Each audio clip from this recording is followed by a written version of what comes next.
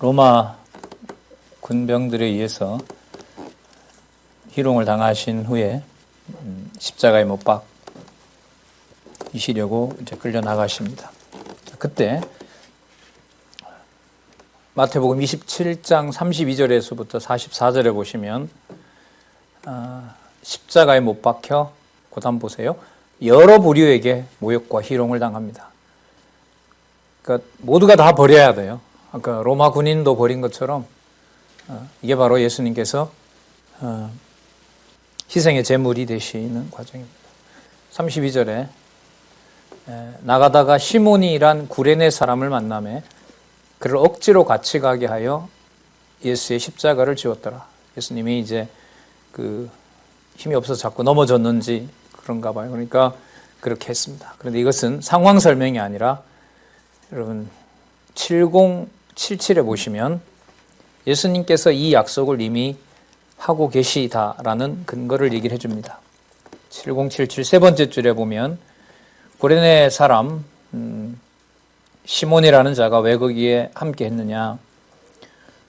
예수께서 억지로 오리를 가게 하거든 그 사람과 심리를 동행하라고 하신 말씀이 그대로 이루어진 것입니다. 그러니까 구약의 약속이 이루어지기도 하고 예수님께서 약속한 부분들도 스스로 약속한 부분들도 다 이루어집니다. 그 팔복이라고 얘기를 하죠. 그 팔복 끝에 보면 뭐가 나오냐면 너희들이 내 이름을 위하여 핍박을 당한다라고 이미 얘기를 하시죠. 그러니까 선지자들이 이미 많은 핍박을 당했고요. 그것을 지금 이루시는 내용입니다. 34절에 보면 이제 쓸개를 탄 아주 쓰잖아요. 그 쓸개를 탄 포도주를 예수님께 줍니다. 설에 의하면 여러분 이게 일종의 마취제라고 그래요. 고통을 완화하는. 그래서 신학자들이 이런 논문도 써요. 예수께서는 우리의 그 죄를 온몸으로 견디기 위해서 일종의 마취제도 거부했다. 그래서 그만큼 우리를 사랑하셨다. 이렇게 이제 얘기를 하는데 글쎄요, 이게 그런 거 역할인지 알지만 그걸 너무 과도하게 그런 해석에 따라가고 싶지는 않습니다. 여기서 중요한 부분은 뭐냐면 예수께서 마시지 않습니다. 왜냐하면 예수님은 아버지의 나라에서 새 포도주로 마실 때까지 아무것도 마시지 않겠다고 하거든요. 그러니까 같이 마시지 않으면 예수님은 안 마시세요. 근데 그 요한복음에 가면 한번 마십니다. 그 신포도주를 요한복음에 가면 마시는 걸로 나와요. 이게 내용이 딱 달라지거든요. 여기서 이제 성경은 또 공격을 받는 거예요. 설명이 얼마든지 가능하죠. 이건 이제 요한복음에 가서 또 말씀을 드리도록 할게요. 자, 여기 보면 쓸개 탄 포도주, 마가복음에 가면 이게 또 모략을 탄 포도주 보통 이렇게 또 얘기를 하거든요. 여기서는 마시게 하려 하였더니 예수께서 맛보시고 마시고자 아니하십니다. 35절에 보시면 예수를 십자가에 못 박은 후에 그 옷을 제비 뽑아 나누고 참 수치스러운 모습이 되는 거죠. 그러니까 제물이 뭐 되는 거예요? 완전히 그 안수 후에 제사장의 손에 의해서 전부 뭐 하는 겁니까? 싹 그냥 아무 형체도 없어지는 그 제사가 드려지는 겁니다. 그리고 37절에 머리 위에 이는 죄패를 붙여요. 죄패가 뭐냐면 유대인의 왕 예수. 여러분 죄패로 붙였는데 이 말이 맞는 말이에요? 틀린 말이에요? 어쩌면 좋아요. 그러니까 죄패를 붙였는데 이 말이 맞는 말인 거예요. 그러면 그들이 죄패를 붙였다라고 보시면 안 되고요. 성경의 본래 주어인 누구? 예수께서라는 게 붙는 거예요. 이게 성경이에요. 아까 그 로마 군인들도 희롱을 하면서 뭐라고 아까 희롱을 했죠? 유대인의 왕이여 뭐하라? 평안할지어다. 자, 지금 백성들은 모여서 뭐라고 또 희롱을 해요? 죄패를 붙여요? 유대인의 왕 예수다. 자, 어디에 달면서요? 십자가에 달면서. 자, 그러면 이 연결성이 만들어진다는 거예요. 그분이 분명 왕이심을 확증했으므로 그분은 무슨 직을 수행하시는 분이 맞다? 제사장직을 수행하시는, 자, 본문에 들어가서 보면 진짜 누가 맞는 거예요? 유대인의 왕이 맞는 거죠. 그 왕은 여러분 자기 백성들이 버리더라도 자기 왕 노릇을 다 하는 것이 바로 참 왕인 거잖아요.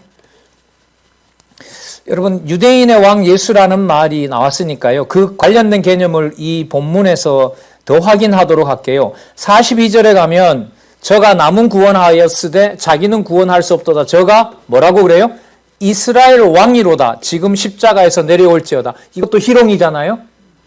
아까도 죄패였고, 자 36절에 유대인의 왕 예수다라는 말과 42절에 보면 어느 나라의 왕이다? 이스라엘의 왕이다. 요거 참 체크해 놓으시고요. 자 43절로 갑니다. 저가 하나님을 신뢰하니 하나님이 저를 기뻐하시면 이제 구원하실지라. 자기 말이 나는 누구다? 하나님의 아들이라 하였도다 하며 함께 십자가에 못 박힌 강로들도 이같이 욕하더라. 이 강도 주제예요, 여러분. 감히 어디 예수님을. 그러니까 여러분 보세요. 누구한테마저도 철저히 버려지셔야 된다는 거죠. 강도한테도 저주를 받아야 되는 거예요.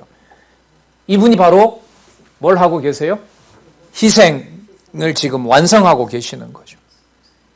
그러니까 세상 어느 피조물도, 어느 피조물인 인간도 예수 그리스도를 참 메시아로, 참 왕으로, 유대인의 왕으로 인정하는 자가 있어야 돼요? 없어야 돼요? 없어야 돼요. 한 사람이라도 여러분 있다면 그가 또 메시아가 될 수 있거든요. 그러니까 모든 세상이 다 누구를 버려야 돼요? 예수 그리스도를 버려야 돼요. 그게 누가 정하신 뜻으로 또 받아들여야 돼요? 아버지께서 정하신 뜻으로 받아들여야 돼요. 그 기도를 여러분 그리스도는 어떤 기록에 보면 매일 밤마다 기도하셨다고 하죠. 겟세마네에 가서 자기가 받아야 될 이 잔에 대해서 인간이 대충 받아낼 수 있는 거면 그리스도가 하실 필요가 없었겠죠. 그래서 진짜 예수님을 우습게 보면 안 돼요. 인간 중심적인 해석의 틀을 가지고 예수님에게 접근하면 이거는 성경을 바로 왜곡하게 됩니다.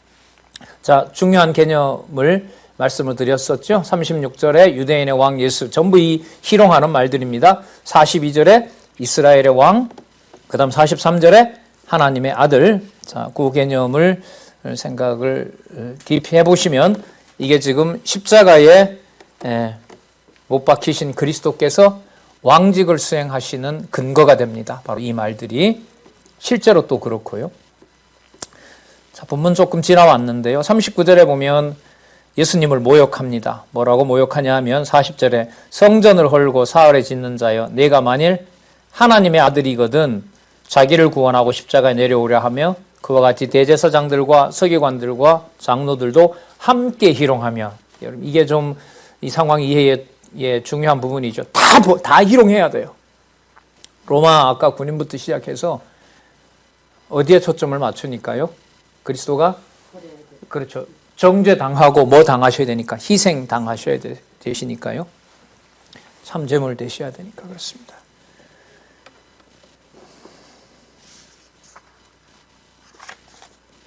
자, 그리고 이제 운명하시면서 그분이 참 제사장이셨다. 참 제물이시고 참 제사장이고 또 참 성전 되셨다는 증거가 나타납니다.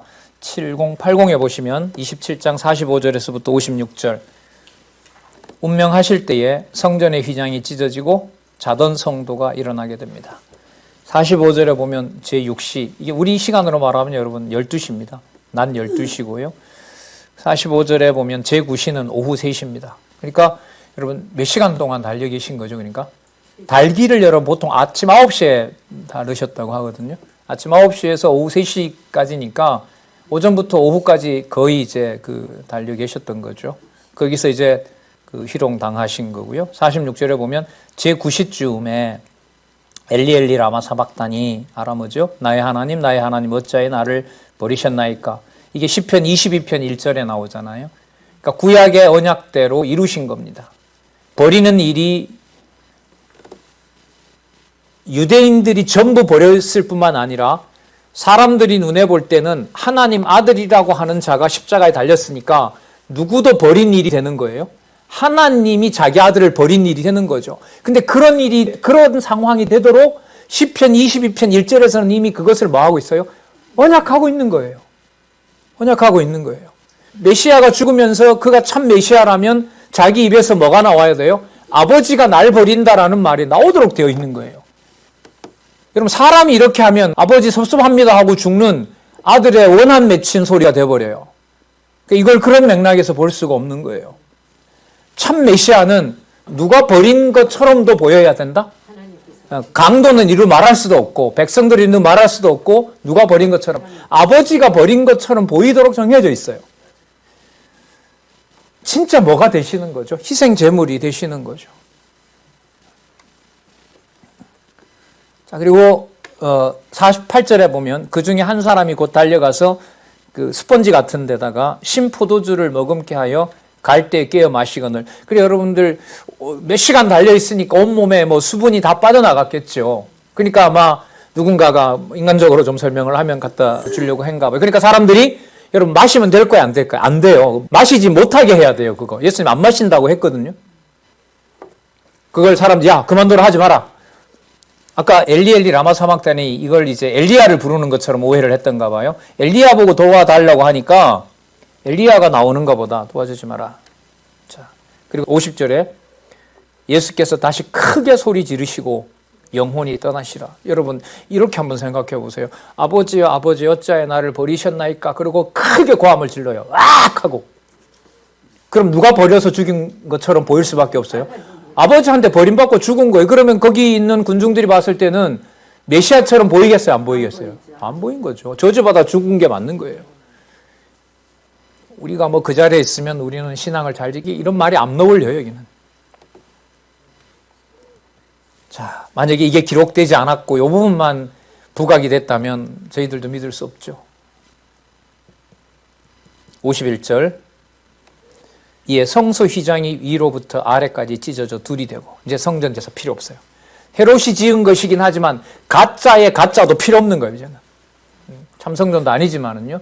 그 헤롯 궁에 있던 유효 기간은 다 해버린 거예요. 이제는 어느 누구도 성전을 지을 수 없고 지을 필요도 없어요. 당신이 성전 되셨고 당신이 찢어진 것처럼 당신 몸이 찢어져서 제물이 되시고 제사장 되셨기 때문에 어느 누구도 이걸 흉내내거나 모방할 수가 없는 겁니다. 땅이 진동하며 바위가 터지고 무덤들이 열리며 자던 성도의 몸이 많이 일어나되 이걸 소생이라고 하죠. 이들이 뭐 영원히 산 건 아니니까요. 예수의 부활 후에 저희가 무덤에 나와서 거룩한 성에 들어가 많은 사람에게 보이니라 이렇게 됩니다. 이들이 예수님 죽을 때 이런 뭐 금요일이라 그러죠. 그때 살아났지만 그때 거룩한 성으로 갔다고 하지 않아요. 왜? 예수님 죽었는데 가서 뭘 증거하겠어요? 야, 예수가 죽을 때 내가 살아났다. 그래서 뭐? 이래 될 거 아니에요. 그러나 뭐 했을 때? 3일 후에 부활했을 때. 그 예수가 부활하셨는데 그분이 죽을 때 내 몸이 살아났다. 그러면 예수는 죽고 누구는 살고 죽었던 자가 살아나게 되고 여기서 이 교체가 일어나는 거죠. 여러분 이 순간이 여러분 기독교를 창세전에 언약하신 대로 메시아가 오셔서 하나님의 이름으로 온 그러니까 하나님이 육신의 몸을 입고 온 것의 최고의 완성, 최고의 사건이 바로 이 사건을 얘기를 하는 거예요. 좀 있으면 이제 부활하시지만은요. 당신이 죽으면서 죽음의 권세에 갇혀있던 자들을 미리 뽑아내버린 거죠. 이들이 나중에 살아계실 때도 물론 살려줬지만은요. 무덤에 있는 자들을 제사의 효력이 미치는 거죠. 나중에 그래 부활한 다음에 가서 같은 증인들이 되는 거고 또 다른 이제 사람들도 부활의 증인이 되는 거잖아요. 54절 백부장과 함께 예수를 지키던 자들이 지진과 그 되는 일을 보고 심히 두려워하여 가로되 진실로 누구의 아들이다? 아, 이거 인간의 아들로서는 이게 불가능하다. 이게 하나님의 아들이었다. 그러면 맞잖아요. 선지자직, 왕직, 제사장직을 수행하셨으므로 그리고 성전 제사를 끝장내셨으므로 그분은 바로 마리아와 요셉의 아들이 아닌 누구다? 하나님의 아들이었다. 여러분 요 하나님의 아들 옆에다가 마가복음 1장 1절을 적으세요. 그래서 마가복음 1장 1절에 가면 마태복음 전체를 하나님 아들이라는 말로 묶어서 마가복음 1장 1절이 어떻게 시작하냐 하면 하나님의 아들 예수 그리스도의 복음의 시작이라 이렇게 시작이 됩니다. 전 연관이 있다고 봅니다. 55절 예수를 섬기며 갈릴리에서 쫓아온 많은 여자가 거기 있어 멀리서 바라보고 있으며 그 중에 막달라 마리아 그 향유 부었던 여자라고 보통 알려져 있죠. 그다음 야고보와 요셉의 어머니 마리아 이 사람은 한 분밖에 안 나오긴 한데요. 그다음 세베대의 아들들의 어머니 세베대의 아들들의 어머니는 그 예수님 아들 오른쪽 왼쪽에 해달라고 했던 자 있죠. 바로 그 사도 요한의 어머니이기도 한 야고보와 요한의 어머니죠. 자, 이 자들이 그 현장에 있었습니다. 자, 예수님의 장사를 여러분 준비되어 있던 대로 이사야 53장에 보면 그 묘실이 부자와 함께 있었다라고 하는 약속이 있었거든요. 그 약속대로 이제 부자가 예수님을 장사하는 내용이 나타납니다. 57절에 저물었을 때에 아리마대, 이건 지명이에요. 아리마대에 사는 부자 요셉이라는 사람이 왔는데 57절 끝에 보시면 누구의 제자가 나옵니까? 예수의 제자인 겁니다. 숨은 제자인 거죠. 이제까지는 없었는데 그때 하나님 준비해 놓은 거예요. 그 일을 하도록 58절에 빌라도에게 갑니다. 당당하게. 우리 같으면 이제 겁나 가지도 못할 텐데 너도 한통속이냐 해서 죽을지도 모르잖아요. 가서 시체를 내어주십시오. 그래 가져가라. 그래서 허락을 받고 59절에 가서 시체를 가져다가 정한 세마포로 싸고 60절에 새 무덤에 두고 그리고 돌로 무덤을 막고 그 광경을 61절에 막달라 마리아와 다른 마리아가 무덤을 향하여 봤고 그 이튿날은 예비일 다음 날이라. 예비일 다음 날이 여러분 안식일입니다. 그러니까 금요일에 돌아가시고 토요일이 그야말로 뭡니까? 안식일이고 날 쉬시고 안식일 다음 날 예수님께서 부활하시는 거죠. 자, 그런데 재미있는 일이 벌어집니다. 대제사장들과 바리새인들이 빌라도에게 갑니다. 가만 보니까 3일 후에 살아난다고 했는데 저들이 시체를 훔쳐가다 놓고 어디다 감춰놓고 부활했다라고 거짓말할지도 모르니까 군인들을 붙여서 파수꾼을 세우자 그렇게 결정을 합니다. 그리고 돌에다가 총독의 도장을 찍고 그 총독 도장이 찍혔으니까 돌에다가 손을 대면 뭐 합니까? 처벌받는 거죠. 그러니까 어느 누구도 건들지 못하게 하고 군병들을 세워서 지킵니다. 그러면 이런 걸로 봐서 예수님은 분명히 뭐해요? 육신의 몸으로 보면 죽으신 거죠. 육신의 생명은 다 하신 겁니다. 그러니까 현상적으로 보면 아버지께서 버린 것처럼 보이고 군중들에 의해서 처참하게 버려진 것처럼 보이고 유대인들로 보면 잘못하다가 십자가에 하만처럼 달린 중죄인인 거고 부끄러운 일인 거고 그를 하나님의 아들로 감히 얘기할 수가 없는 그 일인데 성경에서 언약하신 대로 그리스도가 죽으심으로 예수께서 죽으심으로 당신이 3직 중에 제사장직을 완수하고 완성하신 바로 메시아이심을 우리가 여기서 확인할 수가 있습니다. 그 다음 28장 하시면 자 이거죠. 부활에 뭐라고 나옵니까? 여기에 초점을 맞추셔야 돼요.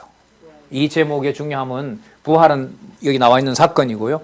지금부터 나오는 28장 1절에서부터 마지막 20절까지 나오는 내용은 부활의 권세, 이걸 전부 다 보셔야 됩니다. 그러니까 주어가 진짜 누구냐 하면 예수께서가 되는 거죠. 자, 보겠습니다. 부활의 확증에 의한 성취를 하시는 내용이 나타나는데 28장 7086에 가서 여러분 그 교재 한번 보겠습니다. 부활의 권세에 의한 성취에서 그 7086 맨 마지막 단락에 보면 선지서 어느 부분이 나와 있어요? 호세아가 나오죠. 호세아 6장 2절 또 제일 밑에 줄에 보면 뭐가 나오죠? 호세아 2장이 나오죠. 여러분 호세아 하면 여러분 12소선지서의 처음이죠. 그리고 이사야 이러면 이른바 대선지서의 처음이죠. 그럼 대소선지서에서 예수께서 부활하시면서 유대만 아닌 누구에게도 이방에도 복음이 전해진다는 약속이 나와 있는 거죠. 자, 그 내용이 근거로 나와 있습니다. 28장 1절에서부터 10절까지 부활을 확증해 주는 기록을 확인해 보도록 하겠습니다. 28장 1절에서 6절 안식 후 첫날 천사가 여자들에게 부활의 사실을 알려줍니다. 안식 후 첫날 미명에 막달라 마리아와 다른 마리아가 무덤을 보려고 왔더니 큰 지진이 나며 주의 천사가 하늘로서 내려와 돌을 굴려내고 그 위에 앉았으니 그 형상이 번개 같고 그 옷은 눈같이 익은을 수직하던 자들이 저를 무서워하며 떨며 죽은 사람과 같이 되었더라. 얼어버린 거예요. 천사를 보자 얼어버린 겁니다. 그러니까 예수께서 다스리고 계신 바로 천군 하늘에 속한 천사들이죠. 그들이 와서 예수님을 모시는 겁니다. 그러니까 예수님의 몸은 부활하신 거지만은 예수님의 몸은 어디에? 하늘에 속한 참 왕이신 거죠. 그러니까 그 천사들이 이제 섬기는 겁니다. 5절 천사가 여자들에게 일러가로되 너희는 무서워 말라. 십자가에 못 박히신 예수를 너희가 찾는 줄로 내가 아노니 그가 여기 계시지 않고 그의 말씀하시던 대로 살아나셨느니라. 부활했다. 저렇게 처참하게 돌아가신 그 예수가 엊그제, 그죠? 3일 전이니까 엊그제 돌아가신 그분이 살아나셨다. 말씀하신 대로. 그리고 말씀하신 대로 갈릴리에 가셨다.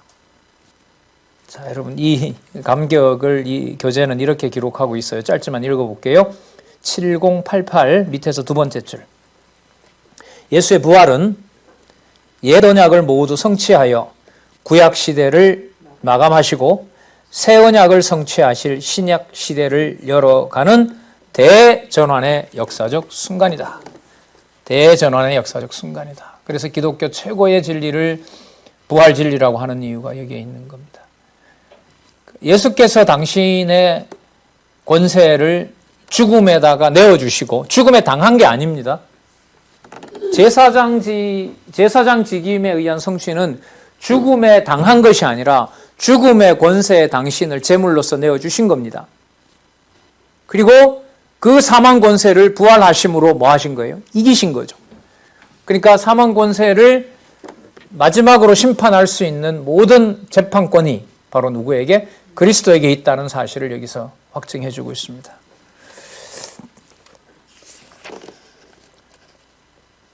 천사들이 제자들에게 가서 알려주라고 하죠. 28장 7절. 또 빨리 가서 그의 제자들에게 이르되 그가 죽은 자 가운데서 살아나셨고 너희보다 먼저 갈릴리로 가시나니 거기서 너희가 배우리라 하라. 보라 내가 너희에게 일렀느니라 하거늘 그 여자들이 무서움과 큰 기쁨으로 무덤을 빨리 떠나 제자들에게 알게 하려고 다름질할세.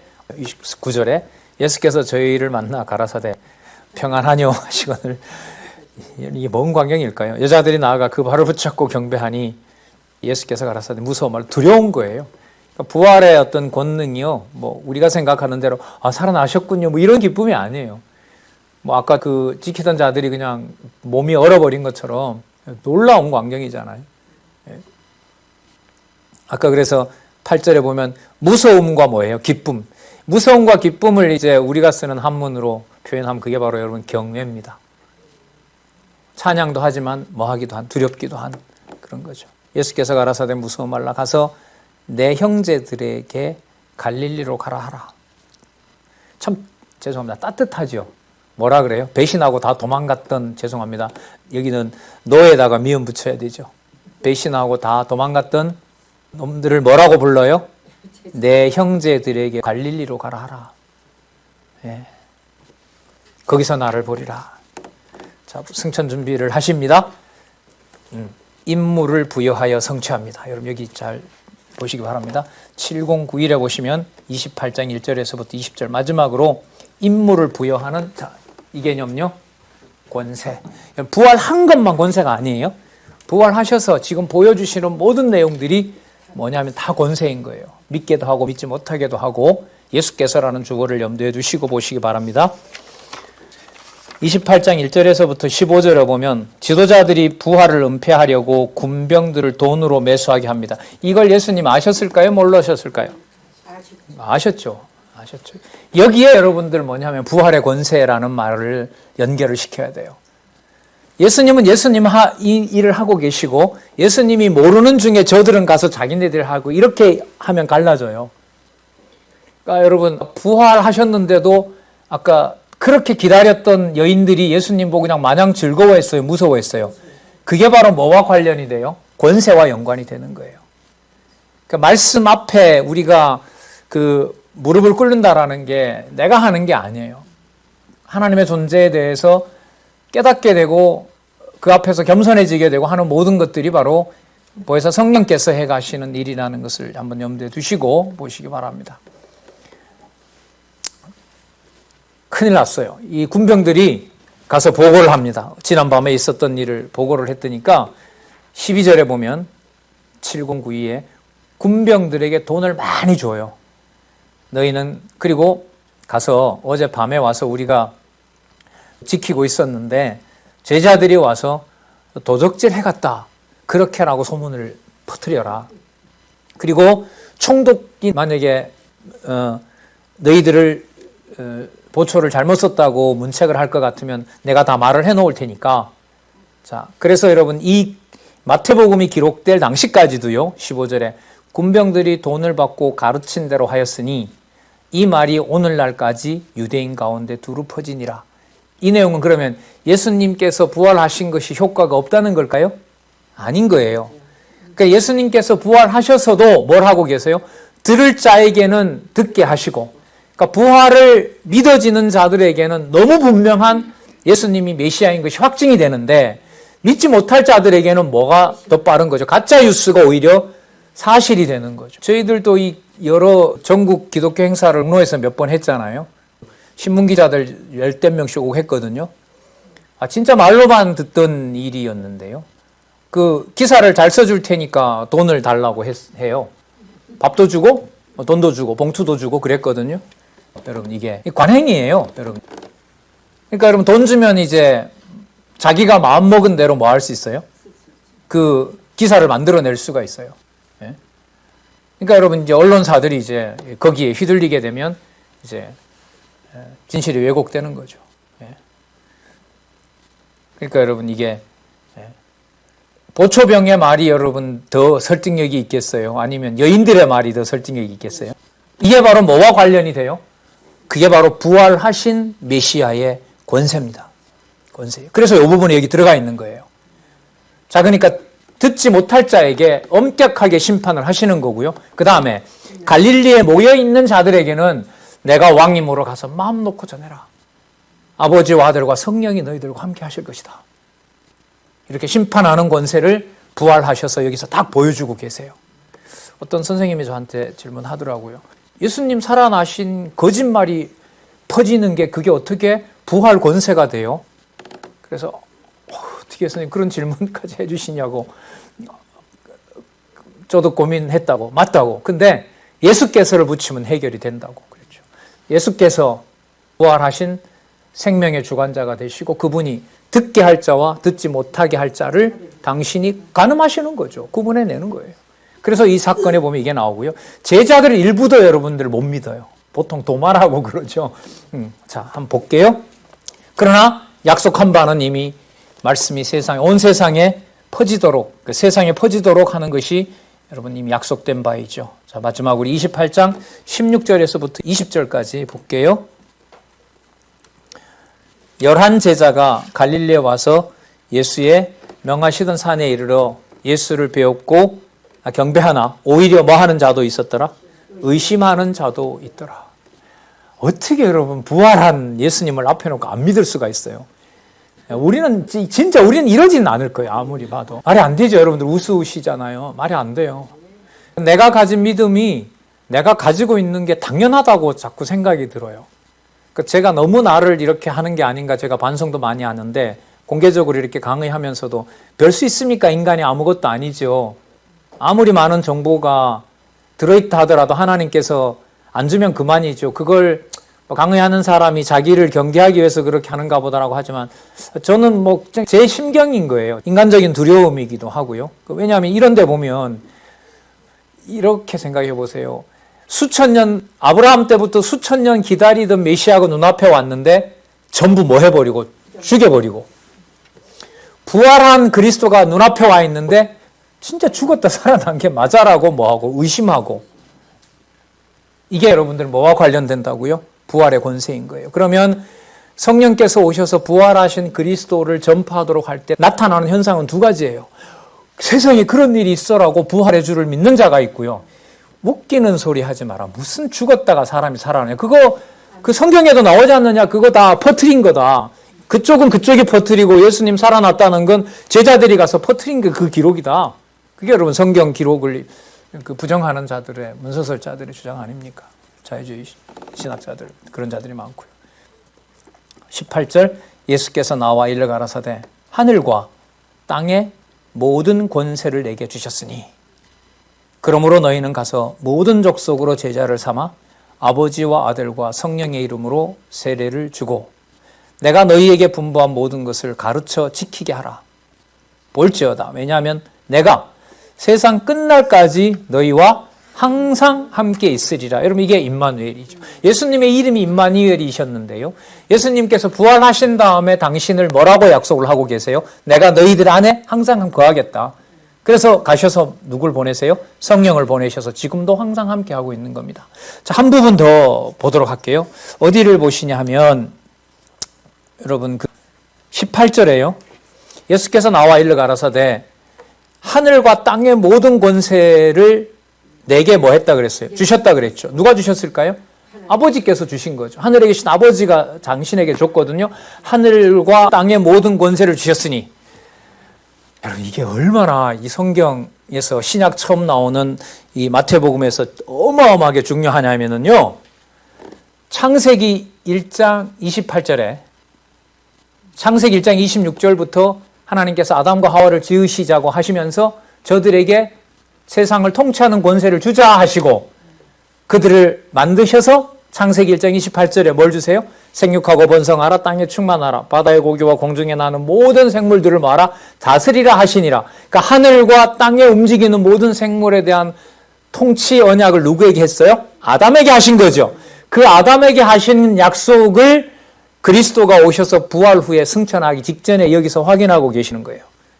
그래서 28장 18절은 옆에 창세기 1장 28절의 성취예요. 이거는. 부활하신 그리스도께서 받으시는 확인하시는 너무나 중요한 약속의 확인입니다. 그러면 여러분 마태복음 1장부터 지금까지 내용들은 무슨 언약이 실체적으로 이루어진 내용이라는 말일까요? 아담에게 했던 3대 언약이 실체적으로 오신 메시아에게 뭐하는 이루어진 과정을 보여준 거예요. 여러분 맞잖아요. 보세요. 구약의 언약대로 오신 메시아이시다. 족보에서부터 요단강에서 등장할 때까지 그분이 메시아이심으로 무슨 직을 완성하시고 선지자 직임을 완성하시고 선지자 직임을 완성하시고 선지자들이 소개했던 그 진짜 왕이 바로 누구다? 나다. 이렇게 얘기를 해요. 내가 참 왕이므로 나는 뭐가 될 수 있다? 참 제물이 될 수 있고 제사장이 될 수 있다. 그래서 예수님이 십자가에 달렸을 때 희롱하는 내용들이 전부 예수님을 뭐라고 불렀어요? 아까? 누구의 왕? 유대인의 왕? 이스라엘의 왕? 하나님의 아들? 선지자냐? 이렇게 희롱거리가 있었던 거죠. 그 말이 이 모든 내용들이 어디에 와서요? 십자가에 달렸을 때 예수님의 죄패에 딱 붙어 있는 거예요. 유대인의 왕으로. 그 왕이 여러분 확증이 되려면 무덤에서 못 나오면 돼요, 안 돼요? 그러면 거짓말이죠. 그리고 살아나신 다음에 뭐라고 하시는 거예요? 이 말씀을 하시는 거예요. 하늘과 땅의 모든 권세를 내게 주신 거다. 그게 이렇게 내게 주신 것이다. 아담에게 줬던 그게 바로 나다, 나. 아담이라는 말이 여러분 사람이라는 뜻이거든요. 아담이 이름이 아니라요. 그 아담이라는 말이 사람이라는 뜻인 거예요. 근데 그 진짜 사람이 사람의 몸으로 왔는데 죽지 않고 뭐 했어요? 살아나셨잖아요. 그러면 이게 피조물이에요? 피조물 이상이에요? 피조물 이상인 거죠. 죽으셨잖아요. 그리고 부활하신 몸이란 말이죠. 그러면 모든 생명을 주관할 수 있는 뭐가 되는 거예요? 그렇죠. 하나님 아들 통치자가 되는 거예요. 그 말이 이 말이에요. 하늘과 땅의 모든 권세를 내게 주셨으니. 그 다음요. 유대인들만 자손 언약에 해당될까요? 아니면 온 세상에 해당될까요? 그 온 세상에 복음 전하는 일을 그리스도가 가시기 때문에 못하잖아요. 그럼 누가 하게 돼요? 그렇죠. 보혜사 성령이 오시는 거예요. 그럼 예수님께서 말씀을 이렇게 해야죠. 가서 내가 일러둔 대로 너네들이 전하라 라고 얘기를 하면 그런가 보다라는 건데 예수님이 뭐라고 말씀하시냐면 아버지가 나를 보내서 내가 전하게 한 것처럼 내가 가서 아버지와 내가 보내는 성령을 내게 보내겠다. 그런 의미에서 뭐라고 하시냐면 19절에 그러므로 너희는 가서 무슨 족속? 어떤 족속? 모든 족속. 누구뿐만 아닌 유대인뿐만 아닌 그러나 왕으로서는 유대인으로 와야 돼요. 여러분 아까 어떤 그 희롱에 보면 유대인의 왕이라고도 하고 뭐라 그랬어요? 이스라엘의 왕이라고도 희롱했잖아요. 그러면 참 이스라엘, 참 유대인 이것은 바로 믿음을 갖게 된 언약 자손들을 말하는 거겠죠. 모든 족속으로 제자를 삼아 고단 보세요. 아버지와 아들과 성령의 이름으로 세례를 주고 그래서 여러분 이게 성삼위 하나님 뭐 이렇게 해서 이제 그 세례를 전하라 뭐 이렇게 이 흉내를 내는 건데 그걸 말하는 게 아니에요. 그런 의식을 하라고 베풀려는 게 아니죠. 여러분 성령 세례를 내가 마음 먹은다고 줘요? 웃기는 거예요, 이게. 그러니까 말이 안 되는 거잖아요. 예수님이 약속하신 거예요. 그러면 여러분 한번 보시기 바랍니다. 우리가 성령 세례를 받고 육의 몸으로 하늘에 속한 이 진리의 말씀을 2000년 전에 기록한 말씀을 지금 이렇게 받을 수 있다는 것은 예수님 말씀에 의하면 거기에 어떤 하나님이 함께 하시는 거죠? 아버지와 아들과 성령의 이름으로 이루어지는 일이에요. 여러분 그 원천이 출발이 어리라고요. 우리가 봤을 때는 교회를 가정이 다 믿는 건 아니에요. 그건 우리가 몰라요. 그러나 내가 이 세상에 육의 몸을 입고 오는 출발이 어디니까? 가정이니까. 그래서 우리가 가정 옆에다가 교회라는 낱말을 넣고 그게 여러분 우리 체제개혁에서 가장 중요한 출발이고 목표인 거예요. 태어날 때는 부모와 함께하고 가족과 친척과 함께하는 가족인 줄 알았는데 하나님께서 태어난 다음에 재편하세요. 어떻게 보면 부모가 먼저 일찍 가실 수도 있고 형제 중 누가 하나 먼저 데려갈 수도 있고 반대로 자녀를 먼저 보낼 수도 있고 남는 게 그냥 예를 들면 구역에 있는 친한 집사님 한 분밖에 없어요. 내 평생에 이제 마지막 삶을 보내야 되는데 그것이 하나님께서 준비해 놓은 뭐예요? 신령한 가족인 거예요. 아버지와 아들과 성령의 이름으로 함께하는 자녀들. 육의 자녀의 의미가 아니잖아요. 아버지와 아들과 성령의 이름으로 세례를 주고 그 다음 세례를 죽고 또 세례를 받게 되면 무슨 일이 벌어지느냐? 20절에 내가 너희에게 분부한 모든 것. 그게 여러분들 뭐예요? 기록한 신약성경이죠. 사도들이 이 내용을 전하고 난 다음에 뭐 했어요? 기록하잖아요. 예수님 이게 보통 마태복음을 한 60년경으로 얘기를 하거든요. 그러니까 예수님께서 승천하신 다음에 제자들이 한 20, 30년 가르쳐요. 그리고 뭐 그게 천국 갈 무렵 뭐 대부분 다 순교했다고 하니까요. 어쨌든 그 무렵이 됐는지 어땠는지 한 30년, 20년 훨씬 지나서 뭐 하냐면 기록해 놓은 거예요. 그래 가르치고 뭐 하고 기록해 놓고 그게 AD 95년 요한계시록을 통해서 신약성경이 마무리돼요. 그러니까 신약성경은 60년경부터 해서 95년이니까 신약성경은 35년 동안에 굉장히 빠른 속도로 기록하게 합니다. 하나님께서 보면. 구약성경은요. 말라기하고 창세기하고 기간이 1000년이 넘어요. 그거는 유대 단일 민족의 역사 속에서 조금씩 이렇게 기록하셨는데 신약성경은 보면 하나님께서 1000년이 아니에요. 그냥 30년 안에 그냥 전부 다 이루어져 버려요. 그래서 뭘 완성하세요? 신구약을 다 완성하면서 우리가 이 놀라운 복음의 비밀을 알게 된 거예요. 굉장히 서두르신 거죠, 하나님께서. 여러분, 지금도 계속 신약 성경이 쓰여지고 있다고 하면 이 성경 신학 안 나오죠. 결론이 안 나왔는데. 자, 20절 내가 너희에게 분부한 모든 것을 뭐하여? 가르쳐 지키게 하라. 행동한다 이런 말이 아니에요. 지킨다는 말은 보관한다 이 말인 거죠. 그러니까 진리의 말씀을 잘 보관하도록 약속을 해주고 계십니다. 자, 그러면서 그렇게 되는 일에 대한 확실한 근거를 얘기해 주세요. 분명히 들어라 이게 볼지어다. 내가 세상 끝날까지 너희와 항상 함께 있으리라. 이때 제자들뿐만 아니라 그 말씀을 가르쳐 지키는 자들에게 함께 한다는 거죠. 그러면 마태복음의 내용으로 보면 말씀을 전한다라고 하는 것은 이 내용으로 가서 보면 아버지와 아들과 성령의 세례를 받은 거죠. 진리를 지속적으로 들을 수 있는 거.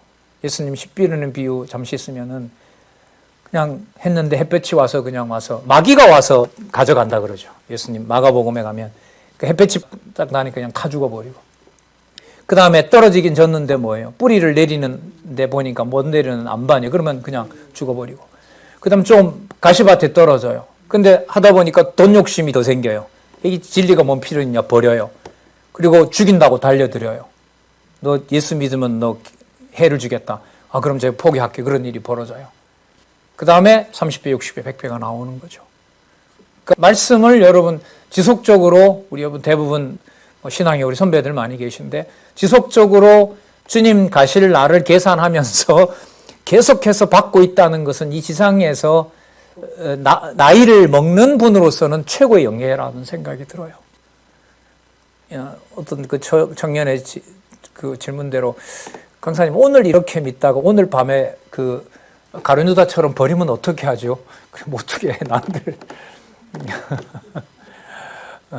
그 고민이 그렇게 됐는가 봐요 청년이. 뭐 정보를 많이 이렇게 담고 있으면 안 버리겠죠.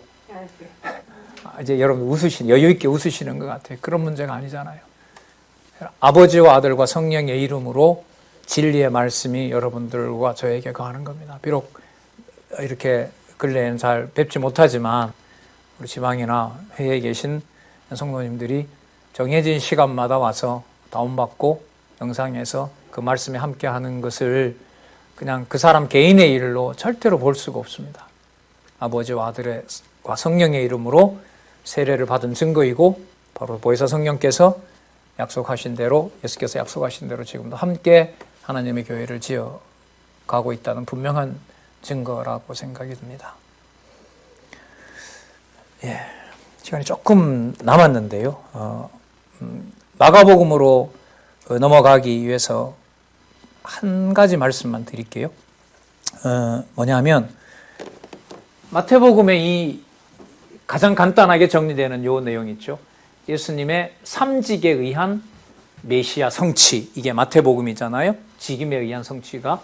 그러면 마가복음 1장 1절로 가서 보실 때는 이거 전부 다 빼고 마가복음에서 다시 시작하면 조금 아쉬울까요? 엄청 아쉬울까요? 조금 아쉬울까요? 많이 아쉬울까요? 많이 아쉬운 거예요. 그럼 마가복음 가실 때는 저도 그렇게 하겠습니다만은 선지직, 왕직, 제사장직을 다 성취하신 바로 그 예수님, 바로 그 예수님에 대한 기사를 바탕으로 이제 제 2장이 되겠죠. 직임에 의한 성취가 아니라 제 2장은 신분에 의한 성취로 가서 살펴볼 겁니다. 자, 유사한 내용들이 나오지만 기록한 목적은 분명히 다릅니다. 사실 받은 걸로 보면 마태복음 이 내용 하나만으로도 예수가 누구시다, 구약의 언약한 메시아다라고 믿고 사는데 글쎄요, 전 제 수준에서 아무런 부족함이 없는 것 같아요. 그 말은 뭐냐 하면 마가, 누가, 요한복음에 담겨있는 내용이 감당할 수 없이 뭐하다, 심오하다는 얘기를 하려는 거예요. 그냥 이 정도로만 이렇게 논리적으로, 글쎄요, 제가 소개해 드릴 때 본문의 연결성을 제가 소개 못 드린 게 하나도 없는 것 같아요. 다 본문이 연결이 됐다고요. 어떤 주제에 맞게, 직임에 의한 성취에 맞게 다 소개를 드린 기억으로 나요. 막힌 것 때문에 뭐 다음에 말씀드리겠습니다, 이런 건 없었던 것 같아요. 자, 그러면 마태복음의 이 확증을 가지고 아직도 캐내야 될 보화가 있는 거죠. 마가, 누가, 요한. 우리는 사도행전 1장 11절까지겠죠. 예수님 살아계시면서 지상에 오셔서 보여줬던 기록들의 그 진리 내용들을 들어가서 살펴보도록 하겠습니다. 그래서 오늘부터는 마가복음을 읽으실 때 마태복음의 선지직, 왕직, 제사장직에 나타난 것을 염두에 한번 두시고 마가복음으로 들어가죠. 다음에 그럼 누가복음으로 들어갈 때는 마태복음과 마가복음에 나타난 내용, 직임과 신분을 어느 정도 가지고 누가복음을 보고, 요한복음의 본성으로 갈 때도 마태, 마가, 누가, 요한에 있는 부분을 어느 정도 그리면서 요한복음으로 가고, 이 계속 모아지는, 그러니까 동그라미가 계속 어떻게 돼요? 하나에서 두 개로 그냥 27개가 이렇게 붙는 게 아니고 이렇게 저게 바로 뭐냐 하면 여호와 언약과 성취 섭리도 온 거예요. 그러니까 본문에 연결이 지어지지 않으면 이 그림은 그냥 뭐예요? 그림이다, 이거밖에 안 되는 거죠. 네. 자, 어쨌든 방법론의 가이드를 좀 했으니까요, 참조하시면서 유익한 시간 되셨으면 좋겠습니다. 기도하겠습니다. 하나님 아버지, 감사합니다. 육의 몸을 입고 하나님의 아들로 참 유대인의 왕으로 오신 그리스도에 대한 기록을 지금까지 남겨주시고 큰 수고 없이 이렇게 받아 생명의 말씀으로 믿어지게 해주셔서 너무나 감사합니다. 하나님 아버지, 간절히 소원합니다. 아무리 돌이켜봐도 너무나 가분한 진리의 선물을 우리에게 주셨습니다. 비록 함께 할 수 없는 시간이 계속되고 있지만 그 시간 귀하게 아끼고 오고 가는 시간 더 전략해서 하나님 말씀에 더 매진하고 다가오는 시대, 한국을 많은 나라가 바라보고 있습니다. 우리의 소망은 하나입니다. 그들에게 하나님을 전할 수 있는 시간과 여건을 하나님께서 마련하고 있으리라고 생각합니다. 늘 준비하여 진리를 전하는 일에 함께 합력하는 귀한 진리의 일꾼들이 저희들에게 많이 있을 수 있도록 또 양육될 수 있도록 성령께서 주관해 주시옵소서. 예수님의 이름으로 기도드렸습니다. 아멘.